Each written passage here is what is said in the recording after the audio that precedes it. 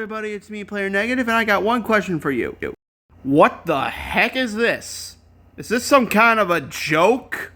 Never on my time of YouTube have I seen something this ludicrous. But what if I told you this wasn't an accident? No. This was planned. They've been trying to plan this from the start, and they were going to use GTA 6 as the main way of pushing this idea forward.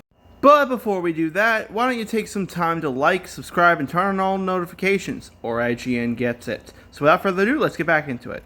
Now, to truly understand this situation, we first need to explain PlayStation's bottom line.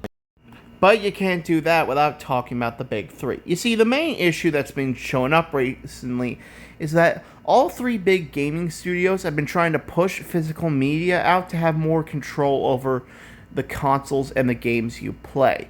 Specifically, the idea that you will own nothing and you will be happy with it. And each of the big three decided to do this in their own way. From Nintendo creating game key cards, which are fake physical copies of the game that require an internet connection to even work for a digital download. Xbox Game Pass, a subscription model where most of the games on there could be bought on other consoles or don't actually have an option to permanently buy them but rent them out. And PlayStation Plus, which upon talking about this has actually gotten a price increase due to the fact that they are no longer producing physical media. And that's without considering the fact that PlayStation tried to add a kill switch to any games in your library if you did not log into your account during a certain amount of time within a few months. Now, to the casual person asking, what does this have to do with Grand Theft Auto 6? Well, really everything. Because for those of you who don't know, this is one of the most anticipated video games of the year. And was estimated to have 50 million pre-orders worldwide by most media outlets. Pair that with the fact it's one of the three franchises that people have been clamoring for a new release, right next to Half-Life 3 and Bloodborne 2. Sony took one look at all that and was like, hey, maybe this could be the very game that helps us push our digital-only ideals. I'm sure no one will freak out at our decision to cancel physical media whatsoever. Mr. Madison, what you just said is one of the most insanely idiotic things I have ever heard. At no point in your rambling, incoherent response were you even close to anything that could be considered a rational thought. Now, if that's not enough proof that people had immense backlash against this, I don't know what is. But a majority of you are probably sitting there thinking, so what, the game's not on a disc and in a plastic box on my shelf. What's the big deal? And this is where I gotta explain the whole reason why physical media matters. The reason is actually very obvious and a lot more complicated than a lot more people, and a lot less complicated than a lot of people want to make it out to be. The reason physical media matters so much is that over time, online subscriptions, online servers, and a bunch of other things of video games will eventually be canceled or replaced due to the fact that technology will be considered obsolete by another year's standard. And that's why physical disc of actual games matters so much. The games themselves can be preserved and put onto modern hardware. They can be ported, they can be revamped, or they can be distributed by taking the files and copying them. And yeah, many people might consider that piracy or some sort of illegal draw, but the reason why emulation or piracy exists in the first place is because so many companies don't want you to play these titles once those servers go down. The truth is that having all these games physically allows you to go back to these titles, share them with your friends, and just honestly has a lot more benefits and doesn't have to deal with all the hoops and bull crap that most people will put you through on a modern console subscription. I bought all these games, except for a few in the crowd I got for Christmas, and you know what? I still keep them. Yeah, some of them I probably haven't touched in a few years and I haven't played, but at least I can own them and I keep them. I could pull them out anytime I want to.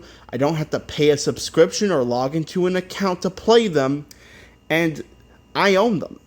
These are games that anyone can use.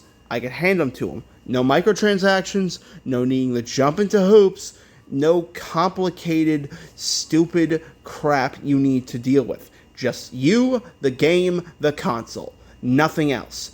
And that's where the main problem is. So many companies don't want you to have this power to own these games. They want you to simply rely on them for everything, so you have nothing. And that's why so many companies are against emulation, because it allows you to save those games and use them in ways they never wanted you to.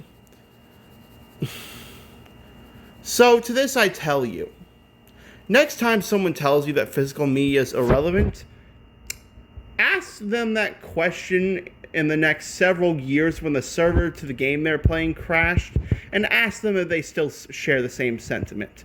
Because let me tell you, retro gaming isn't cheap. There's no denying that. But